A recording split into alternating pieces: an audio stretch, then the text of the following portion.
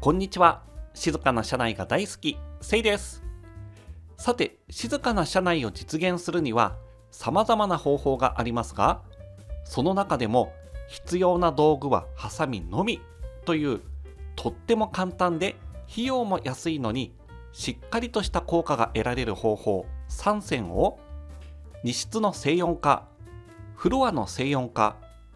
風切り音の防止の順で紹介します。全部の作業をしても30分程度で終わるので、休日のお出かけ前に作業を済ませるといったことも可能ですよ。また、動画時間は少し長いですが、チャプターもこまめに設定してあるので、そちらもぜひご活用ください。では、行きましょう。さて、今回実験台となった車は、トヨタの215系ハイラックスサーフ。今回はこの車の荷室に防音材を敷きます。というのも SUV に限らずミニバンやステーションワゴンなど居住空間と荷室が一続きとなっていて、間に遮るものがない車は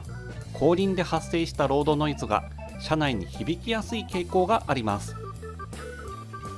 セダンなら後部座席の背もたれが蓋の役割を果たし、この音を抑えてくれます。そんなに言うほど変わるものなのと疑問に思う方もいらっしゃるかもしれませんが、この差は意外と大きく、トヨタの最上級車センチュリー SUV では静粛性にこだわった結果、わざわざ荷室と居住空間を区切るための遮音ガラスが設置されているほどなんですよ。そういったことからSUV にとって荷室の静音化は効果的な方法の一つとなっています。では今回の作業で用意したものと作業内容を紹介します。今回用意したのはエーモン工業から販売されているロードノイズ低減マットリア用。お値段は Amazon で税込み2880円でした。これは白い不織布が車外から侵入する中高音域を吸収してくれて、黒いゴムの部分が低音域をシャットアウトしてくれるというものです。付属品はこのマットがずれないように固定するためのマジックテープのみで、サイズは 48cm×130cm、 厚みは 3mm です。ハイラックスサーフは荷室が大きめなのでこれを2つ用意しました。ちなみに同じエーモン工業からオーディアというブランドで厚みが 9mm と3倍の厚さを誇る製品が販売されていて、より高い効果が期待できるんですが、お値段が2倍くらいするんですよね。正直お財布へのダメージがでかいので今回は諦めました。この動画が伸びれば新たに購入して比較動画も作れると思うので、よかったらチャンネル登録と高評価をお願いします。それとデッキボードの下に空間があるタイプの車ならラゲッジルーム用ロードノイズ低減セットというのもあります。荷室の見た目を変えずに静音化ができますよ。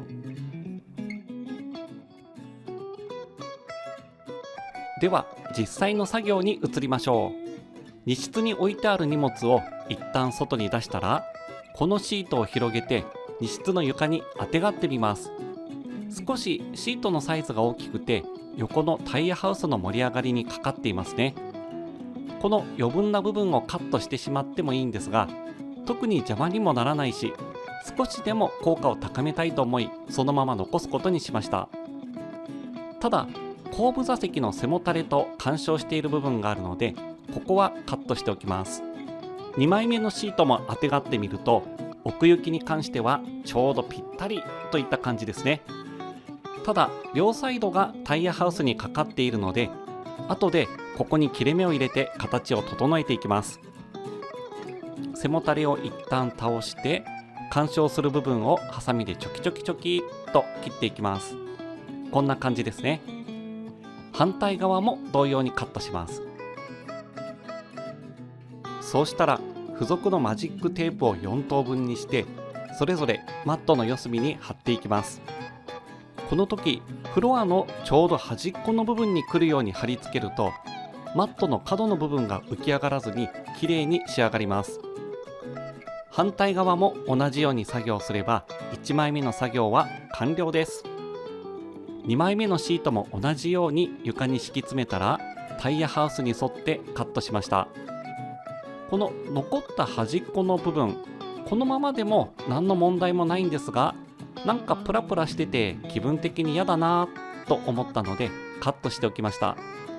この切れ端はまた別のところで機会があれば使おうと思います。1枚目のマットと同様に四隅をマジックテープで留めておきました。最後にめくれ防止と音漏れ防止を兼ねて2枚のシートの間にガムテープを貼っておきました。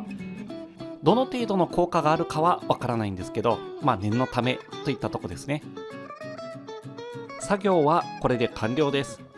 だいたい10分もあればちゃちゃっとできちゃうなっていう内容でした。ではロードノイズの変化の確認に移りましょう。まずはマットなしとありでの音の違いをお聞きください。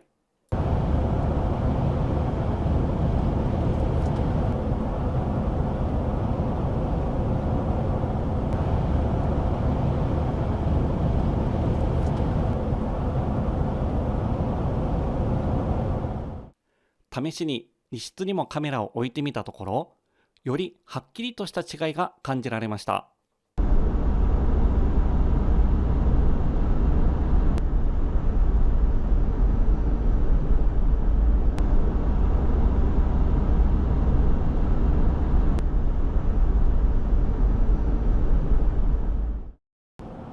ということで、ロードノイズ低減マットをラケッジに敷いた状態で今高速道路を走行中です。速度は時速80キロですね。大分県はもうどこ行っても制限速度が80キロなので100キロでの確認ができないんですが、この時点で感じているのがやっぱりこの車内にこもってる音ですね。これが小さくなってるなというふうに感じています。なんかこうもっとボワーって車内に広がっていた、反響していたような音が少なくなっていると感じています。加えて風切り音ですね。今まで全然気になっていなかった風切り音がはっきりと今耳に届いてきてるなと感じています。それだけロードノイズが抑えられたということでしょう。おそらく後部座席に座っているとその違いをもっと顕著に感じるんじゃないでしょうか。実験台となった車は前回に引き続きトヨタの215系ハイラックスサーフ。今回はこの車のフロア全体に防音材を敷きます。今回用意したのはエーモン工業から販売されているロードノイズ低減マットリア用。お値段は Amazon で税込み2880円でした。今回の作業ではこれを4枚使用します。このロードノイズ低減マットにはフロント用というのもあるんですが、リア用を選んだ理由は後ほどお話ししますね。作業に取り掛かりましょう。まずは後部座席。フロアマットを全部取り外して床にロードノイズ低減マットを敷いてみます。ご覧のようにシートレールやセンターコンソールボックスなどに干渉してきれいに収まっていませんね。この干渉している部分をハサミでチョキチョキとカットしていきます。この時カットする量は最小限に抑えて、前のシートの下にもマットを潜り込ませるとさらに効果が高まりますよ。また形状によってはフロアマットを戻した時にこのロードノイズ低減マットがちらっとはみ出して見えてしまうことがあると思います。これが意外と気になるものなので、その場合はフロアマットに隠れるように少しカットしておきましょう。形を整えたら付属のマジックテープを切り分けてロードノイズ低減マットの白い面に貼り付けて床からずれないようにします。これだけだとちょっと心もとないなという場合は、ホームセンターで同じようなものを購入できるので買い足しておきましょう。あとはその上からフロアマットをかぶせるだけなんですが、ロードノイズ低減マットの黒い部分、これが結構滑りやすいんですよね。なのでこのままだと座ってる時にフロアマットがズリズリと動いてしまって、ちょっと足元が落ち着かないんですよね。加えてザラザラと擦れる音もちょっと不快です。なので100円ショップで売っている滑り止めマットを敷いておきましょう。これを敷くだけでフロアマットもピタッと動かなくなりますよ。次はシート座面の下ですね。ここにもマットを敷いておきます。通常車のフロアにはクッション材が仕込まれていて、これが防音断熱効果も発揮してくれるんですが、シートの下にはクッション材がついていないのが一般的です。試しに叩いてみましょう。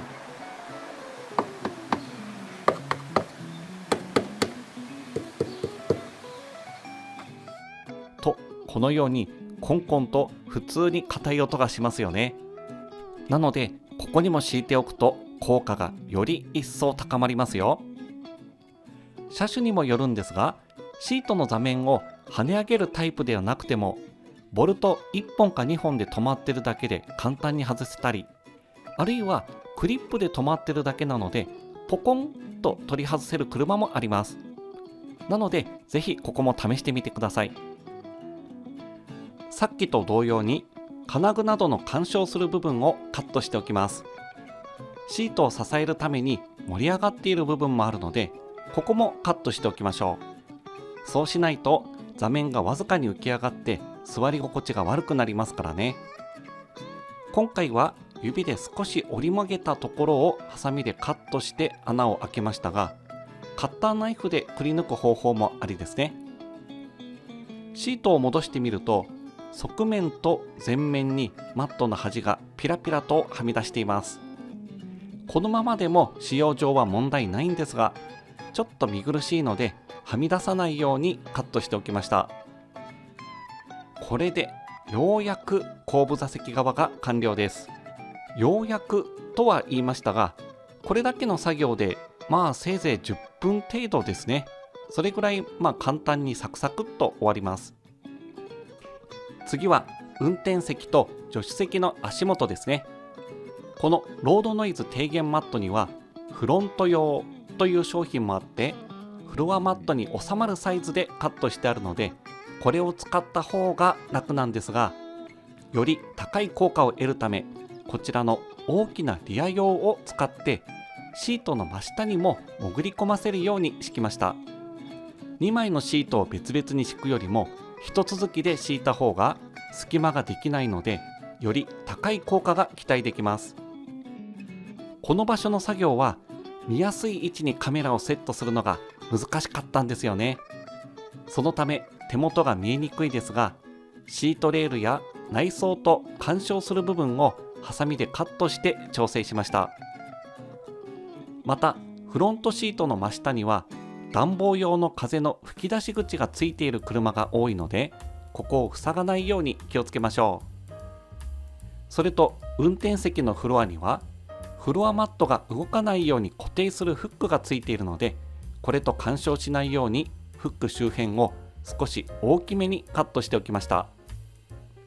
あとは後部座席の時と同様に滑り止めマットを敷いてからフロアマットをかぶせます。これで全ての作業が完了です。フロント側の作業がちょっと難航しましたが、それでも全体で30分程度の作業ですかね。ほんと手軽に作業が終わるのがいいですね。ではフィーリングの確認に移りましょ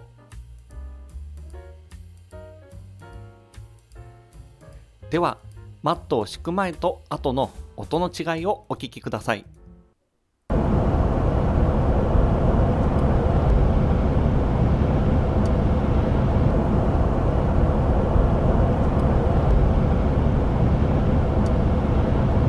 このようにザーという音の角が取れたような少し柔らかい音へと変化しましたね。今回使用したマイクが自動でボリュームも調整してしまったので、音量が変わっていないように聞こえますが、実際にはロードノイズもエンジン音も明確に小さくなりました。では次のチャプターでフィーリングの変化についてお話しします。ということで、今早速フィーリングの確認に出ています。でですね、私このロードノイズ低減マットを敷いたら、変化が出るのは高速道路とかああいったところを走行している時だけだろうなって思ってたんですね。というのも、このハイラックスサーフっていう車はかなりロードノイズが小さいので、今まで街乗りで不安を感じたことはありませんでした。それがですね、街乗りでも違いが出ました。いや、これ本当驚きなんですけど、まずいきなりエンジンをかけた時ですね、キュキュキュキュキュキュブルルルーンって、あの時すでに違いが出ました。そのキュキュキュキュキュッとブルルーンって音が小さくなったんですよね、今までより。って、いや本当にこれ驚いたんですけど、より感覚的なお話をすると、まるでエンジンの位置がこう遠くになったような、もっと遠いところにエンジンが移動したかのような、そういった静かさに変化しました。このマット、その名前の通りロードノイズを抑えることが目的のマットなので、まさかエンジン音まで小さくなるとは、いや本当これ予想してなかったんで驚きました。最初ってなりました。その時のシーンも撮っとけばよかったなって思ったんですが、まあそれぐらいの違いが出た上に、あとこうやって普通に街乗りしている時のロードノイズですね。先ほどもお話ししましたが、私この車の街乗りのロードノイズは全く不満がありませんでした。というか、そもそもロードノイズ聞こえないなって思ってたんですね。それがですね、こうやってこんな30キロとかそこらで走ってて、あれって、なんかザラザラとした音が聞こえないって、今までロードノイズ鳴ってたんだなっていうことに気づかされたほどの変化が出ました。以前の荷室にロードノイズ低減マットを敷いた時とは全く異なるその変化ですね。荷室に敷いた時はやっぱり街乗りでの変化っていうのは特に感じなかったんですよね。高速道路で違いが出た。で、今回もまた高速走行中に違いが感じられるだろうって思ってただけに本当に驚きです。今回使用したマットは全部で4枚なので12,000円弱といったところですよね。荷室に敷いた2枚のマットを入れても18,000円弱、17,000ぐらいかなになると思うんですが、その値段とこのお手軽な作業でここまでの違いが出るとは。これ街乗り派の方にもおすすめですね。ではこのまま自動車専用道路まで移動して高速走行中の音の違いも確認します。今自動車専用道路を走行中です。そして走行している速度は時速80キロと高めの速度となっているんですが、やはり明らかにロードノイズ小さくなりました。以前荷室にロードノイズ低減マットを敷いた時はこうボワボワボワボワという感じで、車内全体がこう太鼓のように震えているかのような、そういった音が軽減された、抑えられたというお話をしたんですが、今回はそこから単純に車内がもう静かになりました。不快な音だけが消えたとかではなく、全体的に静かになってます。ロードノイズがもう単純に静かだし、当然そのボワボワボワっていう感じの音も当然ないし、すごい快適です。いや、たったあれだけの作業ですよ。床にちょっとハサミでチョキチョキっとマット切って床に敷き詰めただけ。これだけでここまでの効果が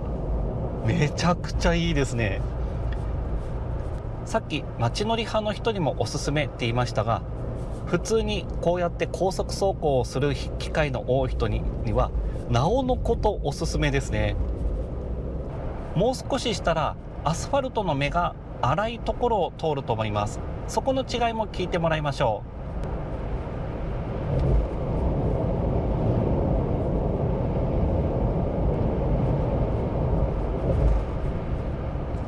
う。どうでしょう。ロードノイズの音の種類は変わったし、音も少しは大きくなりましたけど、もう全然 OK なレベルですね。会話の邪魔には全然ならないし、普通に静かですね。最初この自動車専用道路を走る前はさすがにエンジン音は結構響いてくるだろうなって思ってたんですけど、これが本当に静かで、なんならちょっと風切り音が今目立ってきましたね。その影響もあって、その風切り音に紛れてエンジン音がほとんど聞こえてきません。いやこれほどの静けさを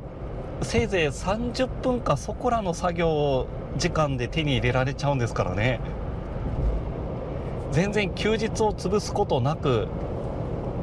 なんならお出かけする前にちゃちゃっとこれ敷いてから出発するなんてことも可能ですよね。いや、ほんとこの変化には驚きですね。さて、以前の動画で私の車にロードノイズ低減マットを床に敷き詰めたところ、今度は高速走行中に今まで全く気にならなかった風切り音が大きく聞こえるようになりました。そこで用意したのがこちら、風切り音防止モールドア用。これはフロントドアとリアドアの間の下半分にできる隙間を埋めることで風切り音の侵入を防ぐというものです。本当にこれで効くのと不安になるほど施工箇所が少ないのにちゃんと効くから英門工業ってすごいですよね。これと合わせて使用すると効果的なものに風切り音防止モールセンターピラー用というものがあります。これはフロントドアとリアドアの間の上半分の隙間を埋めるものですが、私の車には純正で似たようなものがついているので今回は購入しませんでした。同じ作業をされる方でこの上半分の部分が塞がっていない車の方はこの製品も購入しておくといいでしょう。それと名前がよく似ている製品に風切り音防止テープドア用というものもあります。ドアの開口部全体に貼り付けてもともとついているモールディングと強く押し付け合うことで風切り音の侵入を防ぐというタイプです。この製品別の車で試したことがあってはっきりとした効果があったんですが、ドアを閉めづらくなるんですよね。車種にもよるんですが、軽自動車やコンパクトカーなどドア自体が軽い車は勢いをつけて閉めてもそれだけではうまく閉まらないことがあります。具体的にはぐっと力を込めてドアを引っ張りながら閉めるという感覚ですね。これ人によっては気にならないと思うんですが、私としては力加減が難しく好きになれませんでした。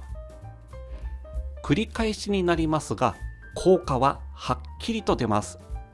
なので少しでも高い効果を得たいという方にはこちらをおすすめします。なので私もこれは最後の手段にとっておいて、まずは風切り音防止モールから試すことにしました。では作業に取り掛かりましょう。といっても作業は本当に簡単で、このモールディングの割れている部分、ちょうど指し示している場所ですね。これをリアドアのエッジにはめ込むだけです。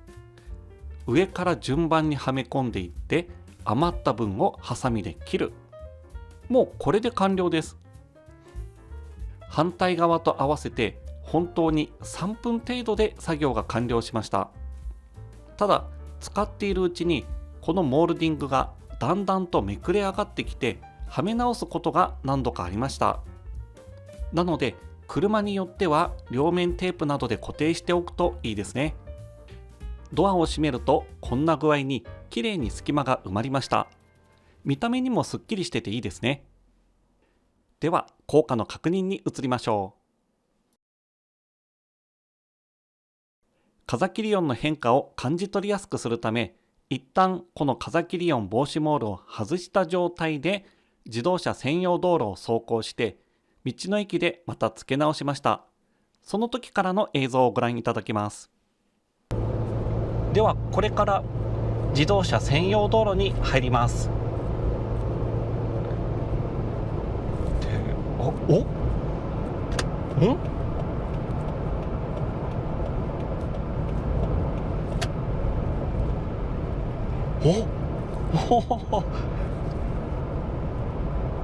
本当に風切り音が減ってます。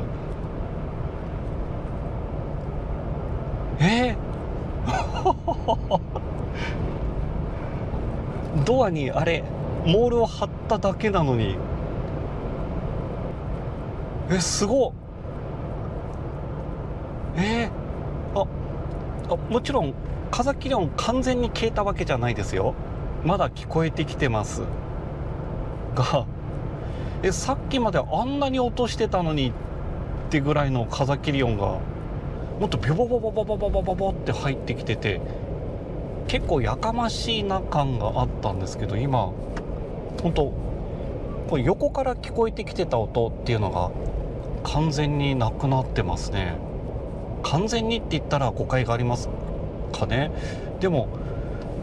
本当に静かになって比べ物にならないですよ、さっきまでと。